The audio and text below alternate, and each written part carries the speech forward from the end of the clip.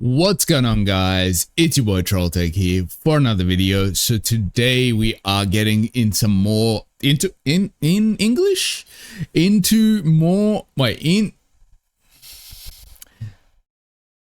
are getting into some more of the Untamed. There we go. Okay. Today, episodes 29 and 30. Imagine that, episode 29 to 39 now. Episodes 29 and 30 today, so we're finally entering the new decade of episodes. 10th episode. We're going into the 30s, basically. So yeah, episodes 29 and 30. So in the last episode, we had the little family outing with Wuxian, Wang Ji, and Yuan, I think his name was. So that was probably the highlight of the episodes for me. We've got Wuxian and Jiangcheng kind of becoming enemies in the last episode. And they've really started demonizing Wuxian, which, yeah, so conflict is about to begin. Well, makes sense. We've got like, after this video, we've got like 3 episodes left of the flashback, so things are going to start heating up and we're going to see how everything happened, obviously. So yeah, that's kind of what we're going to do. Yeah. Yeah. So I want to try something else with the reactions, where as opposed to like writing notes, I'm gonna just pause and talk when I have a thought, and just, so there might be a lot of pausing where I talk for like 10 minutes. Just thought I want to try that, see how it works.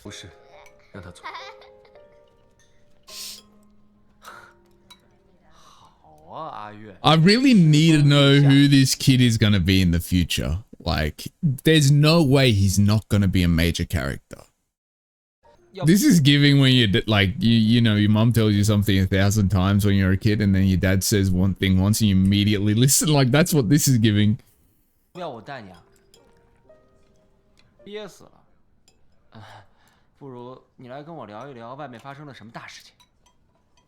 I guess he is being like kind of distant from what's going on, right? Because it's been, I can't remember, but I think in the last episode it says 1 month, or was it 2 months later? I can't remember, but it's been a while since he's been in the know, so he's probably like, what's going on in the martial arts world?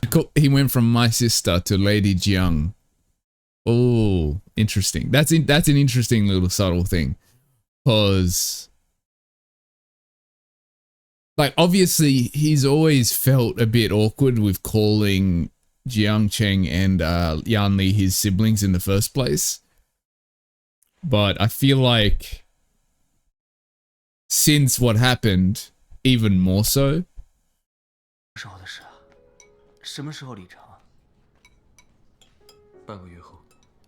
Oh, so they're not married yet, but they're gonna get married.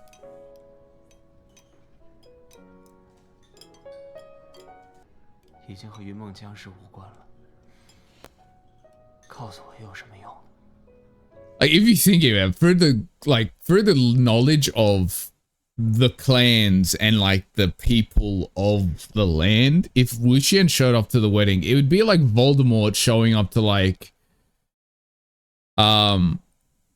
just a wedding that, like, you know, a celebration that the people at Hogwarts have. It'd be the equivalent of that, like from their context, like from their like perspective.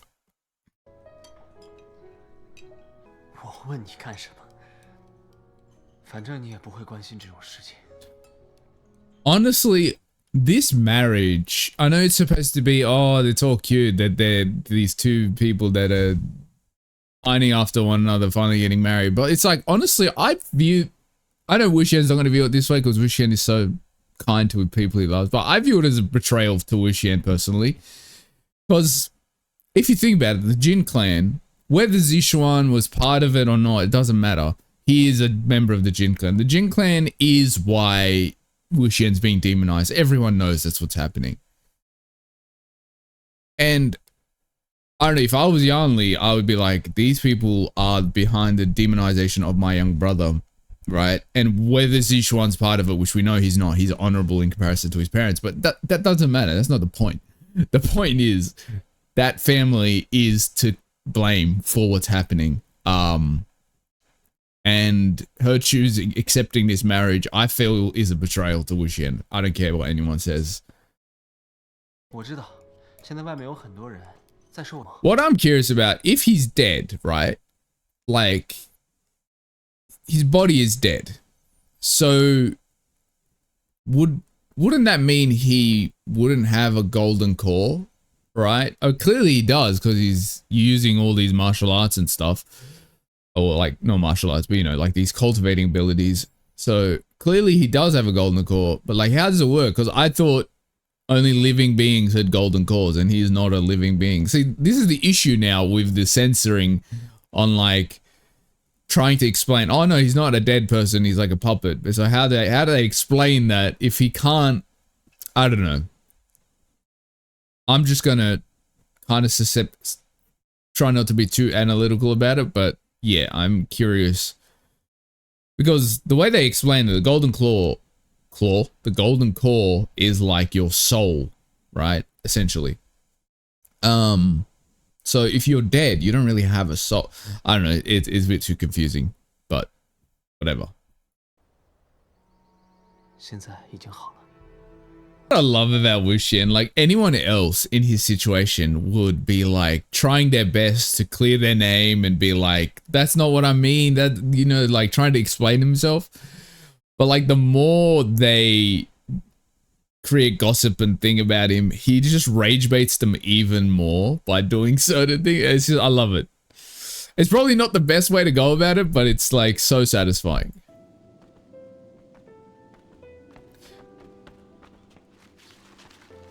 Because the reality is, like, even if he tried to explain himself, like, they've already made an opinion about him. So it's like, no matter what he does, they're going to continue to demonize him. So it's like, it might as well just rage bait them as much as possible.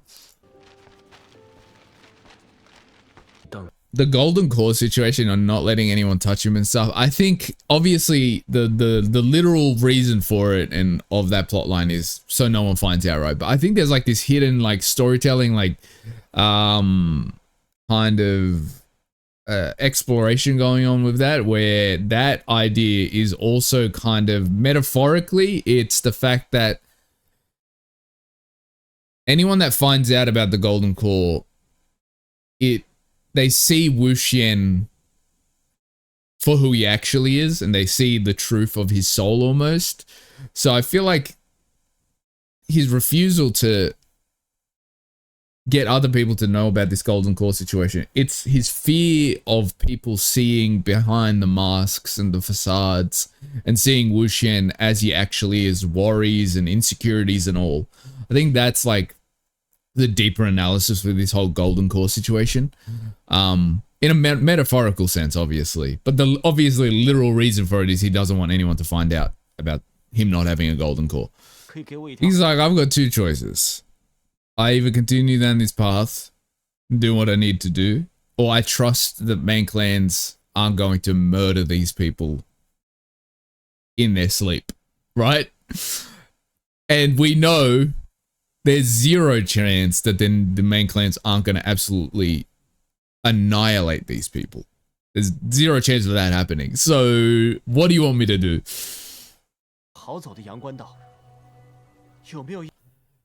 Like, Wuxian is always been, I'll walk my own path that I carve, even if it means making the world my enemy. Where Wang Ji has always been, I need to exist within the pre-existing paths and rules set by my ancestors, right? And I need to follow that. That's the way to have a righteous life. And one is not inherently better than the other, but it's always a big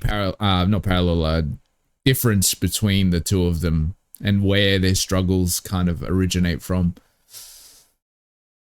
Because I think inherently Wang Ji was born to carve his own path, but his clan has kind of forced him into a mold that doesn't belong to him, because I think Wang Ji very much is an individualistic kind of, I do as I think is right kind of guy, but his clan has forced him into the mold of the status quo and doing what your ancestors have done and all that stuff. But I don't think that Wang Ji is naturally that way. Which is why I think he gets along with Wu Xian so like this like instrumental thing. It sounds like when you I don't know if anyone's played Breath of the Wild, but it sounds like when you entering like one of the caves or one of the like I don't know what they're called, temples. One of the temples, and that like tone that comes in. Anyway.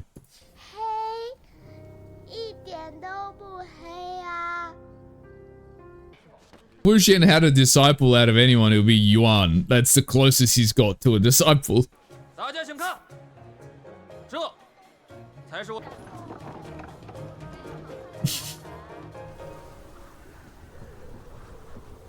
I do find it telling that Wu Xian's not in his usual black robes in this episode.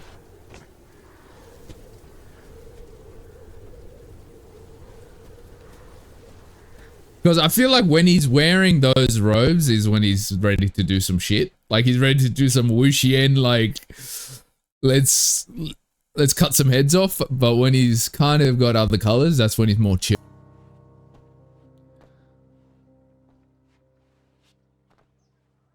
Right, what does she have on her head? Why does her hoodie look like that? Oh, okay. Oh, isn't that the wedding outfit?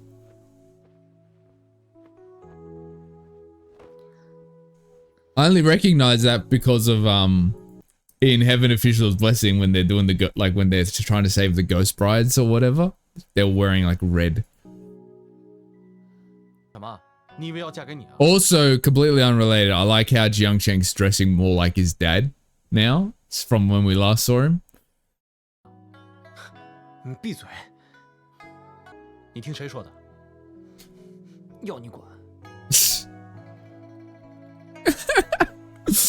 Okay, they're not fully enemies right now because they still kind of have this banter to them. I'm still kind of heated at them that they're choosing to ally so closely with the Jin clan when these guys are the enemy. But, whatever. Wu Xian doesn't care, so whatever. He's like, I don't want to see that cunt anyway. Well, if that's the way the dice fall, man. Wu Xian said it multiple times. He's like, if it means standing with justice, I will accept anything, right? If it means becoming enemies with everyone he loves, he will be willing to do that, as if it means doing the right thing. That's why I say Wu Xian is a good man. He is not a kind man, right? That's the difference. Like, a kind person would be like, yeah, I gotta help the people I like. I'm gonna be with the people I love, and you know, a good man's willing to be ruthless and brutal and the enemy of the world if it means doing the right thing, as he understands it. I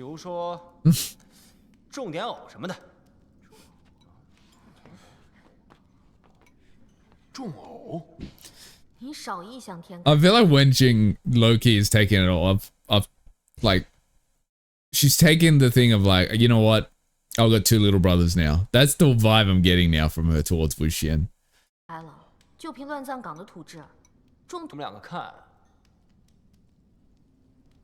She's like, okay, well, let's see, whatever.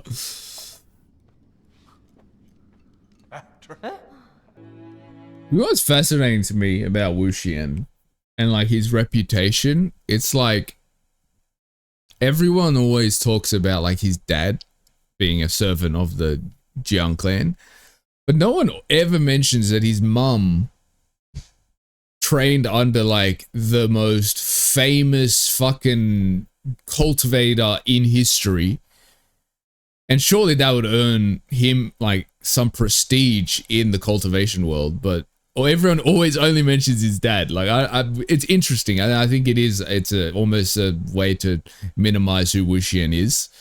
Like if you think about it, if we look at cultivating reputations and descendants and stuff, his mom trained under like the cultivator, right? So the fact that they never mention it and bring attention to it it's interesting to me. It's just something I thought of, like with the mentioning of his dad and, you know, Jiang Cheng's dad working together.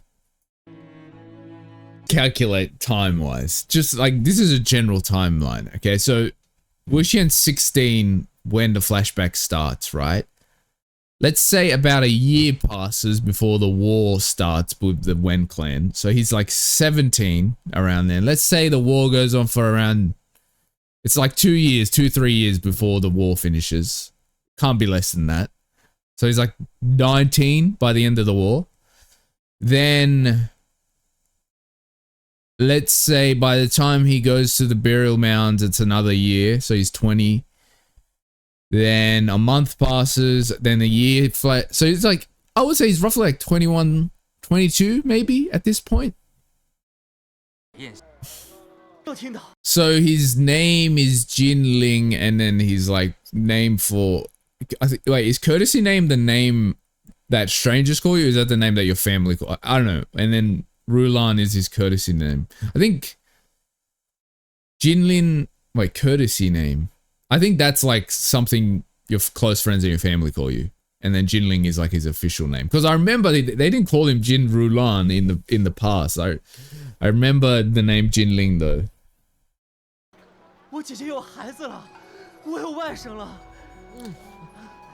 Okay, so this is officially like if the kid was just born. We know the kid was what, like 14, I think, 13 or 14.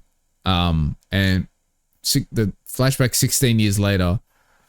I mean, the timeline is 16 years later. So yeah. This is, no, that can't, wait, that doesn't make sense. That doesn't make sense. No, the kid would be like 16 maybe. So that means the flashback is ending very soon. Like it needs to end in this year, basically.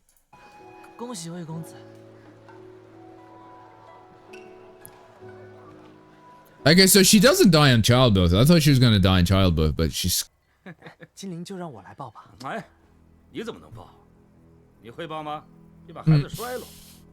来妈，哎，过来过来。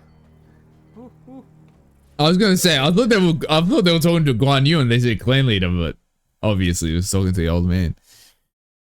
抱好了啊，只能你抱啊。 I will say, like, even though I would distrust Guanyao, just like if I was in their position, like treating him like this is also the dumbest thing you can do. Because, like, honestly, I could see if he treated him like a son, he could have earned Guanyao's loyalty. But I think it's the constant insults where we're going to see Guanyao continue to do shady ass fucking shit. Like, I think he would have done shady shit regardless, but he would have done it in service to his family as opposed to against them. But treating him like this is also not the play, old man. He knows what he's doing because, like, Wuxian's gonna come here, right, alone, and if he doesn't agree, then he's successful. Then, like, if he doesn't agree, which he's not gonna agree, then Wuxian is officially like the enemy, right? And then they have Wuxian, they capture him, right? So it's like it works either way. Like if he accepts, sure, fine, we get rid of the threat completely. If he doesn't accept, we make him the enemy of the land and we capture him. Like that, either way, it kind of works in his favor. 对，就算他不同意，只要他答应我们不滥杀无。 He's been meddling with something that he cannot control right now. I don't know what it is, but he's been doing something. I don't know what he's done, but he's done some shit. So that was episodes 29 and 30 of the Untamed. Yeah, he's definitely done something because, well, he's like got something going on with his heart. I don't know. I think he's meddling with powers he doesn't understand because of his rage against Wu Xian, which I don't even know why he's got such a beef against Wu Xian. Like, other than Wu Xian making him look like a little bitch in front of everyone in that one meeting. That's like, I can't think of anything specifically Wu Xian's done to him, but I guess, you know, insecure motherfuckers are going to be insecure. It is what it is.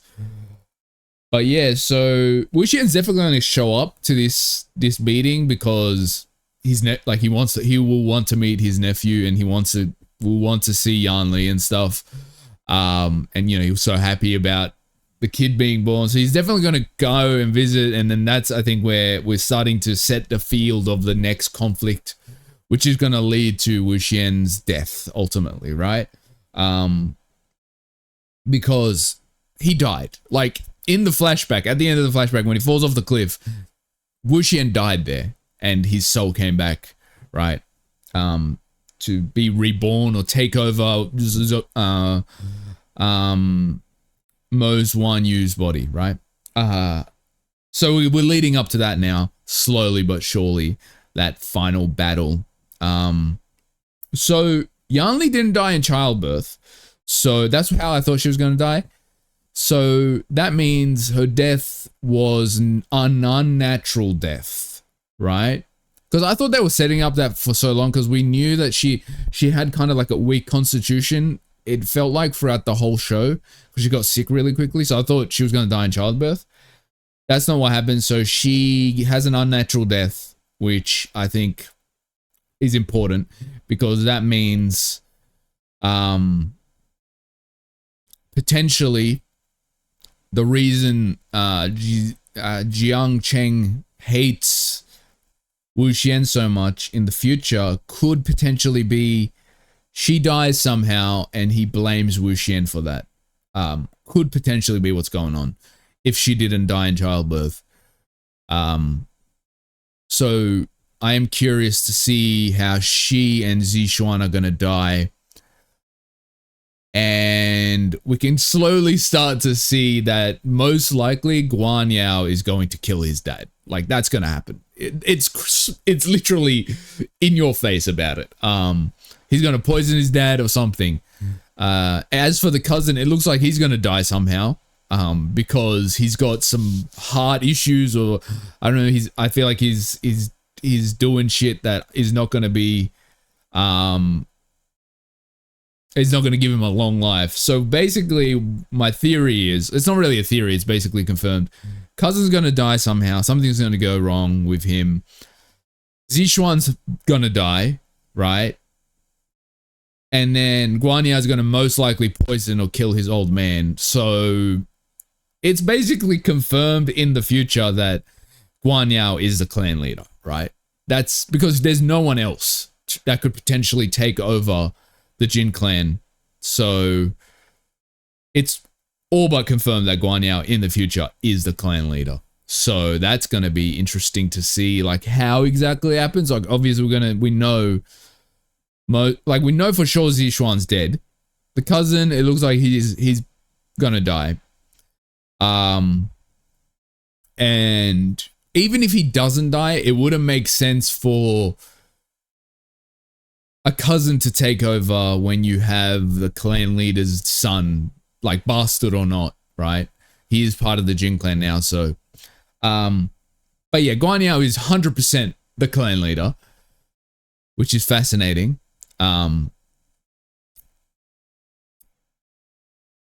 Yeah, the thing with Guanyao is the Jin clan has created like their own usurper. You know, if you think about it. Because, like, okay, legitimizing him in a way, that's one thing, but then also treating him lesser and continuously creating this hatred towards you guys in this guy who has the potential to murder you all and take over is insane to me. It's so stupid. Because, like, the dad, Jin clan leader, I'm like, okay, you're smart in being careful with Guanyao, but then you're being dumb by like giving him the blade to point at your back, by giving him legitimacy while also treating him like shit. Like, pick one avenue. Either treat him like shit and keep him a bastard, or give him legitimacy and treat him like you would treat your son, even if he's not going to be your heir. Because then you need to do one thing. You either need to not give him the opportunity to put the knife in your back, or like give him love and affection and respect so you can win his loyalty. You need to do one of those things, bro. You can't have it both ways. It's like he's smart on one side and he's dumb on one side. Like, for example, at least Zishuan is showing him genuine affection as a brother, right? In a way, and he's showing him trust. So Zishuan at least is doing one thing right. I still don't think, no matter what he does though, I think Guanyao is gonna, his only thing is like how my father treats me. So even if Zishuan treats him with respect and stuff, I don't think he would have loyalty towards Zishuan regardless. That's the vibe I'm getting. Guanyao, I don't know. It's hard with Guanyao because he's a piece of shit that goes wherever way the wind blows. That's the way he points towards, and that's what I hate about him. But on the other hand, I also understand because he's getting treated like a peasant, even though he's done everything he can for his family in a way. So it's like, I get it, like why he is the way he is, but I'm also like, fuck you, you scumbag. You know, it's just like, what I hate about Guanyao is he spent his life being tread on by the nobility, and once he got into a position of power, now he's doing the treading. Like, he's those type of people that once they attain power and influence, they become worse than the people that they cursed when they didn't have influence. You know, so that's my biggest beef with him. But yeah, he's an interesting character though, I will say that. Anyway, that was my reaction to episodes 29 and 30. Hopefully you guys enjoyed it. Thank you guys for watching, and I'll see you next time. Goodbye.